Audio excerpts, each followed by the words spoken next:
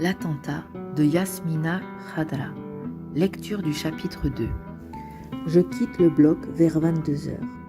J'ignore combien de personnes sont passées sur ma table d'opération. Chaque fois que j'en finissais avec l'une, les battants du bloc s'écartaient sur un nouveau chariot. Certaines interventions n'ont pas demandé beaucoup de temps. D'autres m'ont littéralement usé. J'ai des crampes partout et des fourmillements autour des articulations. Par moments, ma vue s'embrouillait et je me sentais pris de vertige. Ce n'est que lorsqu'un gosse a failli me claquer entre les mains que j'ai jugé raisonnable de céder ma place à un remplaçant. De son côté, Kim a perdu 3 patients, les uns après les autres, comme si un sortilège s'amusait à réduire en pièces ses efforts. Elle a quitté la salle 5 en pestant contre elle-même. Je crois qu'elle est montée dans son bureau, pleurer les larmes de son corps. D'après Ezra Benaïm, le nombre de morts est revu à la hausse. Nous en étions à 19 décès, dont 11 écoliers qui fêtaient l'anniversaire d'une camarade dans le fast-food ciblé. 4 amputations et 33 admissions critiques. Une quarantaine de blessés ont été récupérés par leurs proches. D'autres sont rentrés chez eux par leurs propres moyens après les soins d'urgence. Dans le hall d'accueil, des parents se rongeaient les ongles en arpentant la salle d'un pas somnambulique. La majorité ne semble pas réaliser tout à fait l'ampleur de la catastrophe qui vient de la frapper.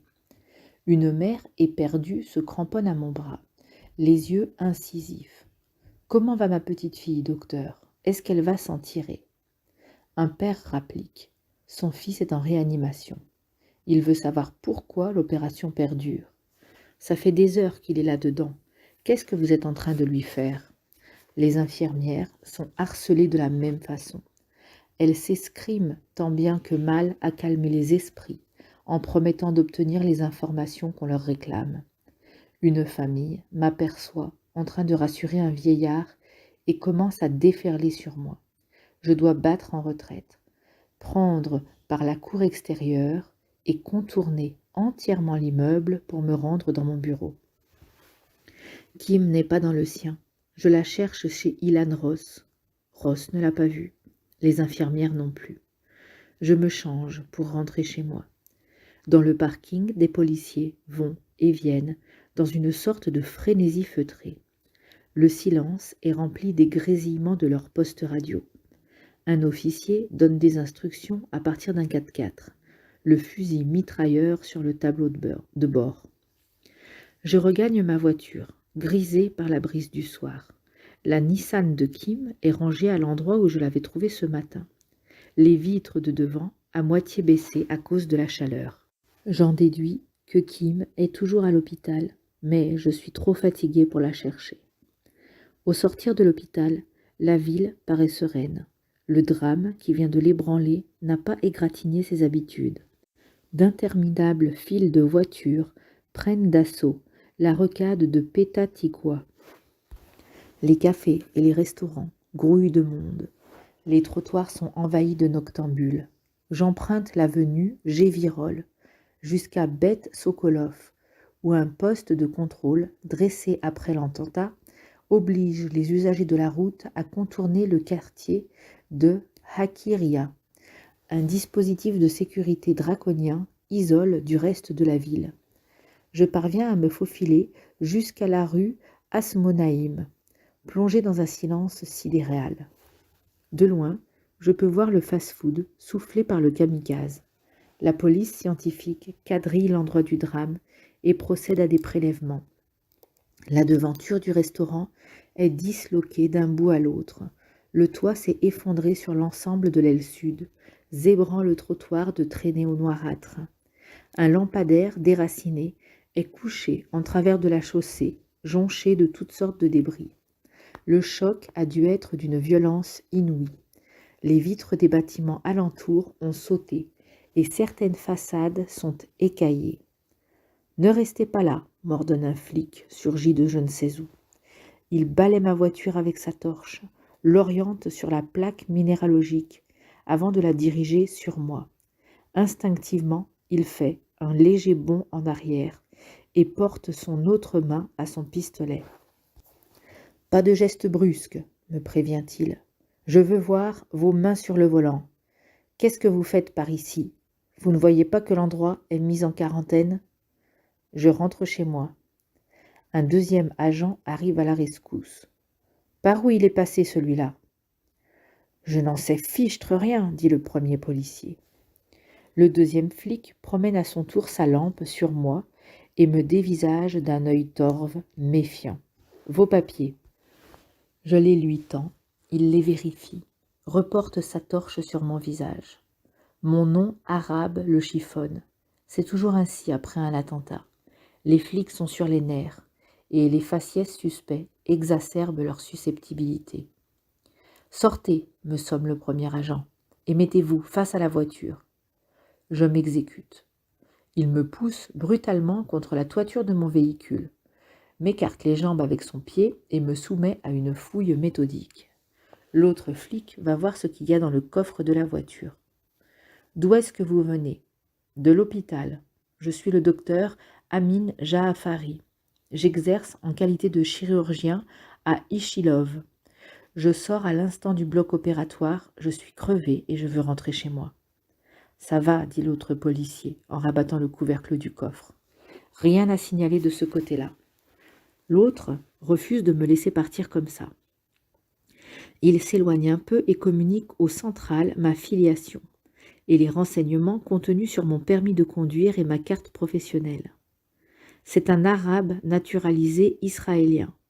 Il dit qu'il sort à l'instant de l'hôpital où il est chirurgien. Jaafari avec 2 A. Vérifie avec Ishilov. 5 minutes après, il revient, me rend mes papiers et sur un ton préemptoire, me somme de rebrousser chemin sans me retourner. J'arrive à la maison vers 23 heures, saoul de fatigue et de dépit. 4 patrouilles m'ont intercepté en cours de route, me passant au peigne fin. J'avais beau présenter mes papiers et décliner ma profession, les flics n'avaient Dieu que pour mon faciès. Un moment, un jeune agent, ne supportant pas mes protestations, a braqué son arme sur moi et menacé de me brûler la cervelle si je ne la bouclais pas. Il a fallu l'intervention musclée de l'officier pour le remettre à sa place. Je suis soulagé d'atteindre ma rue, sain et sauf. Sihem ne m'ouvre pas. Elle n'est pas rentrée de Kafr Kana. La femme de ménage a omis de passer, elle aussi. Je trouve mon lit défait, tel que je l'avais laissé au matin. Je consulte mon téléphone, aucun message sur le répondeur.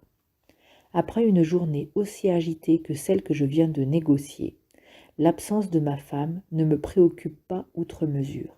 Elle a l'habitude de prolonger, sur un coup de tête, son séjour chez sa grand-mère.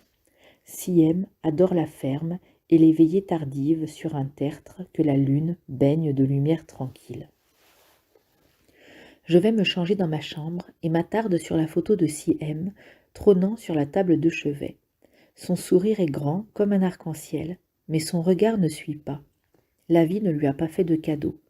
Orpheline de mère à 18 ans, morte d'un cancer, et de père, disparue dans un accident de la route quelques années plus tard. Elle a mis une éternité avant d'accepter de me prendre pour époux. Elle avait peur que le sort, qui s'était acharné sur elle, ne revienne la désarçonner encore une fois. Après plus d'une décennie de vie conjugale, malgré l'amour que je lui prodigue, elle continue de craindre pour son bonheur, convaincue qu'un rien suffirait à la défigurer. Pourtant, la chance n'arrête pas d'apporter de l'eau à notre moulin. Quand Siem m'a épousée, je n'avais, pour toute fortune, qu'un vieux taco asthmatique qui n'arrêtait pas de tomber en panne à chaque coin de rue. Nous avions emménagé dans une cité prolétaire où les appartements n'avaient pas grand-chose à envier au clapier. Nos meubles étaient en formica et il n'y avait pas toujours de rideaux à nos fenêtres. Aujourd'hui, nous occupons une magnifique demeure dans l'un des quartiers les plus huppés de Tel Aviv. Nous disposons d'un compte en banque assez consistant. Chaque été, nous nous envolons vers un pays de cocagne. Nous connaissons Paris, Francfort, Barcelone, Amsterdam, Miami et les Caraïbes. Et nous avons un tas d'amis qui nous aiment et que nous aimons. Il nous arrive souvent de recevoir du monde chez nous et d'être conviés à des soirées mondaines. Plusieurs fois récompensé pour mes travaux scientifiques et la qualité de mes services, j'ai réussi à me construire une honorable réputation dans la région.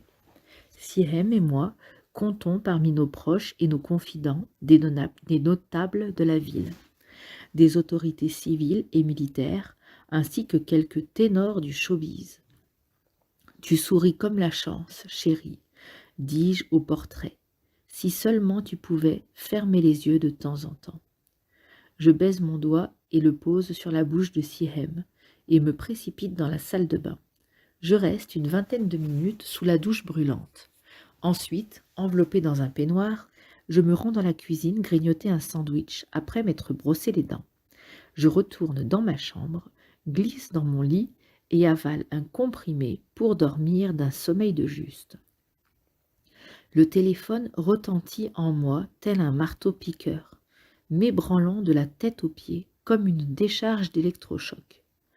Abasourdi, je tends une main tâtonnante vers le commutateur sans parvenir à le localiser. La sonnerie du téléphone continue d'exacerber mes sens. Un coup d'œil sur le réveil m'apprend qu'il est 3h20 du matin. De nouveau, je tends la main dans le noir, ne sachant plus si je dois décrocher ou allumer. Je renverse quelque chose sur la table de chevet, m'y prends à plusieurs reprises avant de m'emparer du combiné. Le silence qui s'ensuit me dégrise presque. « Allô ?» « C'est Navid », me dit un homme au bout du fil.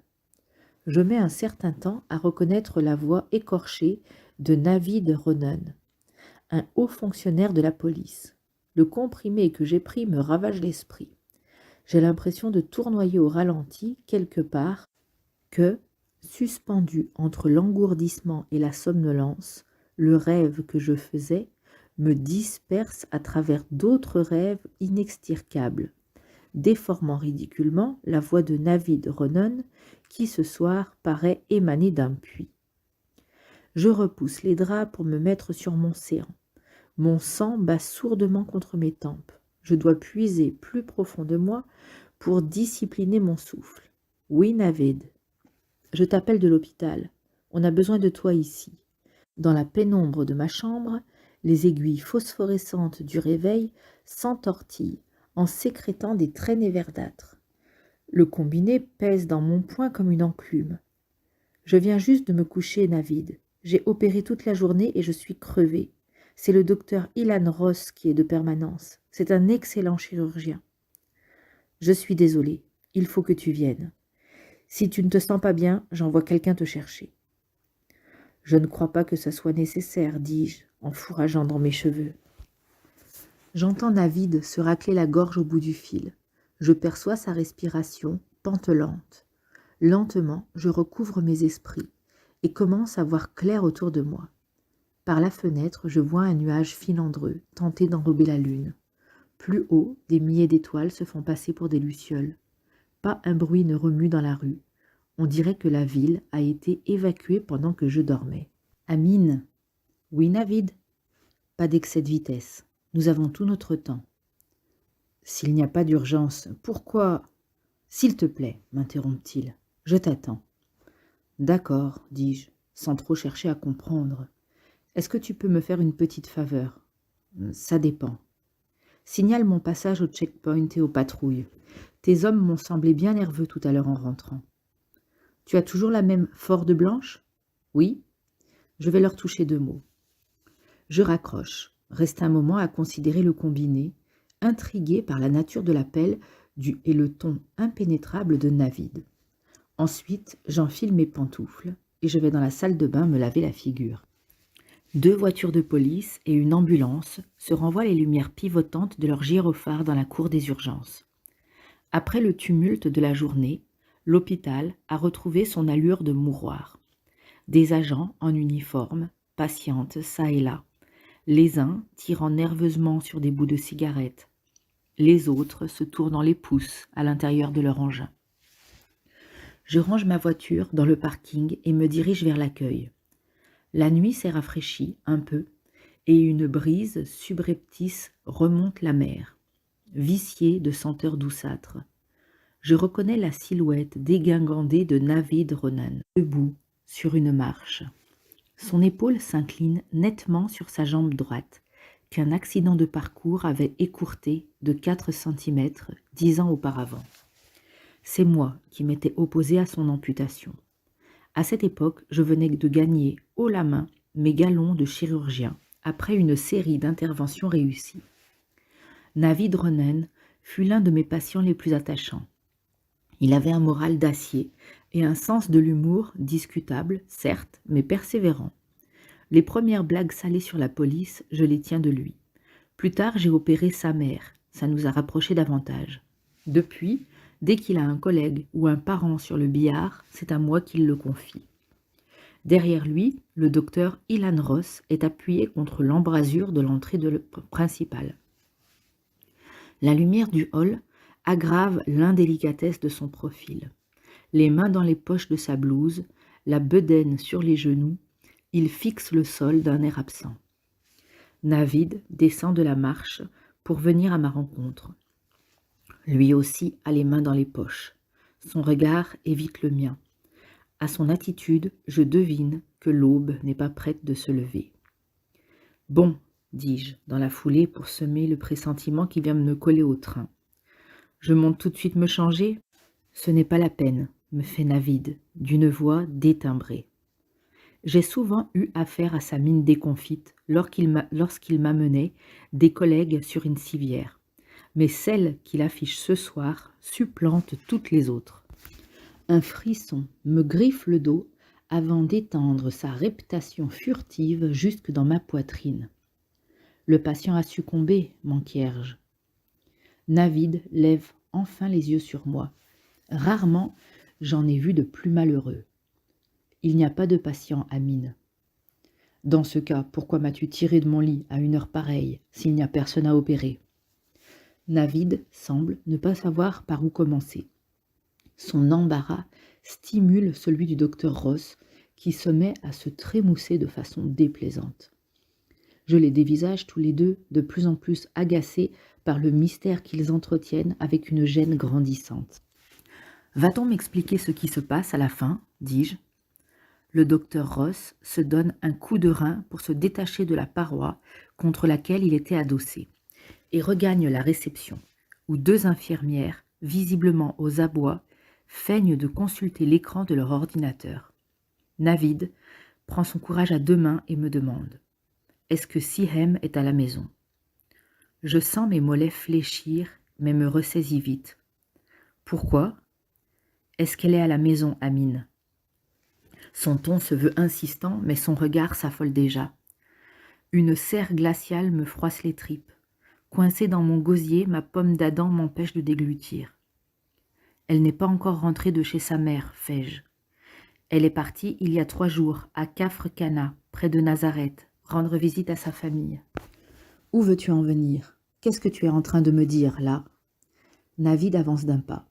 L'odeur de ses transpirations m'embrouille, exaspère le trouble en train de m'envahir. Mon ami ne sait plus s'il doit me prendre par les épaules ou garder les mains sur lui. Qu'est-ce qu'il y a, bon sang ? Tu es en train de me préparer au pire ou quoi ? L'autocar qui transportait Sihem a eu un problème en route. Il s'est renversé, n'est-ce pas ? C'est ce que tu es en train de me dire. Il ne s'agit pas d'autocar, Amine. Alors quoi ? Nous avons un cadavre sur les bras et il nous faut mettre un nom dessus, dit un homme trapu aux allures de brute, surgissant derrière moi. Je me retourne vivement vers Navid. Je crois qu'il s'agit de ta femme, Amine, cède-t-il, mais nous avons besoin de toi pour en être sûrs. Je me sens me désintégrer. Quelqu'un me saisit par le coude pour m'empêcher de m'écrouler. L'espace d'une fraction de seconde, l'ensemble de mes repères se volatilise. Je ne sais plus où j'en suis, ne reconnais même plus les murs qui ont abrité ma longue carrière de chirurgien. La main qui me retient m'aide à avancer dans un couloir évanescent.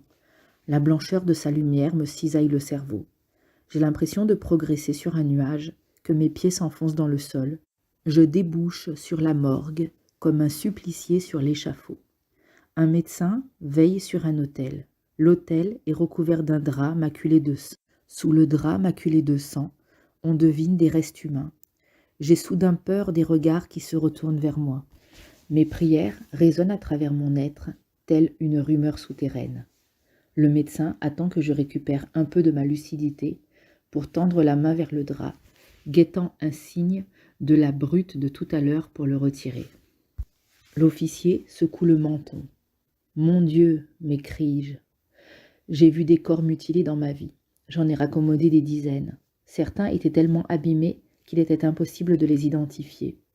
Mais les membres déchiquetés qui me font face, là sur la table, dépassent l'entendement. C'est l'horreur, dans sa laideur absolue.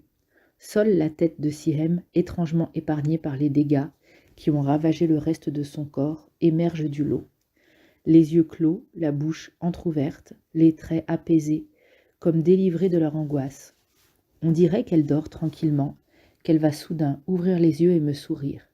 Cette fois, mes jambes fléchissent, et ni la main inconnue ni celle de Navid ne parviennent à me rattraper. Fin de la lecture du chapitre 2. On va résumer le deuxième chapitre du livre « L'attentat de Yasmina Khadra ». Donc suite à l'attentat, ils ont beaucoup de travail. Kim aussi a beaucoup de patients. À un moment, elle a 4 personnes à la suite qui meurent, donc c'est très éprouvant pour elle.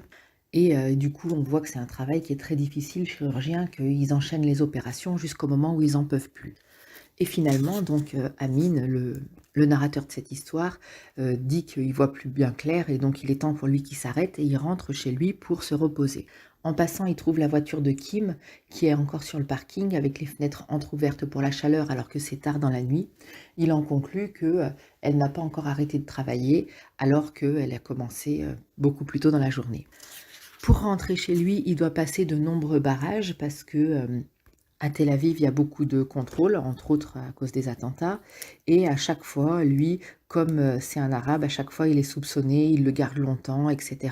Il essaye d'expliquer qu'il est chirurgien et qu'il doit rentrer se coucher parce qu'il a eu une grosse journée et qu'il en aura encore d'autres. Mais quelquefois, il y en a qui sont sympas, mais il y en a beaucoup aussi qui ne le sont pas. Ensuite, quand il arrive enfin chez lui, il a un bel appartement et il va parler un petit peu de sa femme qui s'appelle Sihem. Il regarde une photo et il raconte que Sihem a perdu ses parents de façon tragique quand elle était jeune et du coup elle a du mal à accepter le bonheur parce qu'elle a toujours l'impression qu'elle porte malheur. Là, elle est partie à la campagne chez sa grand-mère parce qu'elle aime les paysages calmes de la campagne. Il est un peu surpris qu'elle ne l'ait pas prévenu, mais en même temps, il dit que ça arrive souvent que sa femme choisisse de prolonger son séjour parce que c'est là-bas qu'elle se sent le mieux. Il dit aussi qu'ils ont une vie très confortable. Ils ont des amis, ils vivent dans un certain luxe. Il est devenu un chirurgien renommé et il compte beaucoup de notables parmi leurs connaissances. Et puis il finit par s'endormir, la femme de ménage n'est pas passée, la maison est un petit peu en désordre. Et le téléphone sonne. Il a pris un médicament pour dormir et il a beaucoup de mal à émerger, c'est Navid.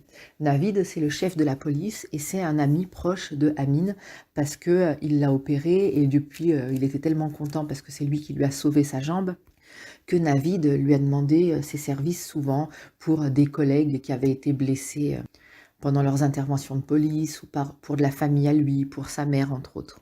Donc Amin et Navid sont on peut dire deux amis. Et Navid lui demande de venir à l'hôpital. Alors Amin dit, écoute, il y a un très bon chirurgien qui est de garde maintenant, moi je suis épuisée, je ne vais pas être en état de faire quoi que ce soit. Demande plutôt à quelqu'un d'autre. Et Navid lui dit non, c'est pas pour une opération, il faut que tu viennes absolument maintenant. Et il dit mais écoute, je suis pas en état, je suis épuisé, je dormais. Il lui propose de lui envoyer une voiture pour venir le chercher. Il dit non, écoute, c'est pas grave, je vais venir. Navid lui dit écoute, ne roule doucement, prends quand même pas de risque, je voudrais pas que tu aies un accident. Il dit oui, d'accord, mais s'il n'y a pas d'urgence, pourquoi est-ce que tu me fais venir au milieu de la nuit? Navid ne répond pas et Amin finit par prendre la route. Il lui demande une seule faveur, c'est de prévenir les checkpoints pour pas qu'il soit ennuyé à chaque fois. Et donc Amin, le chirurgien, finit par arriver à l'hôpital. Quand il voit enfin Navid devant la porte, il trouve que les gens ont l'air un peu bizarres. Et tout le monde l'épie du coin de l'œil en voyant comment il va réagir et lui il ne comprend pas de quoi on veut lui parler. Et à la fin, c'est Navid qui va lui dire bah, écoute, viens voir, il y a un corps à reconnaître. On pense que c'est Sihem. Mais c'est pas moi qui peux faire la reconnaissance du corps parce que c'est toi qui la connais le mieux. Du coup, il le soutient et évidemment, Amine est complètement choqué par cette nouvelle. Et quand il va aller à la morgue, il va trouver son corps complètement déchiqueté. Il n'y a que sa tête qui est restée intacte. Donc c'est bien sa femme, il la reconnaît. Et il s'évanouit. C'est la fin de ce chapitre.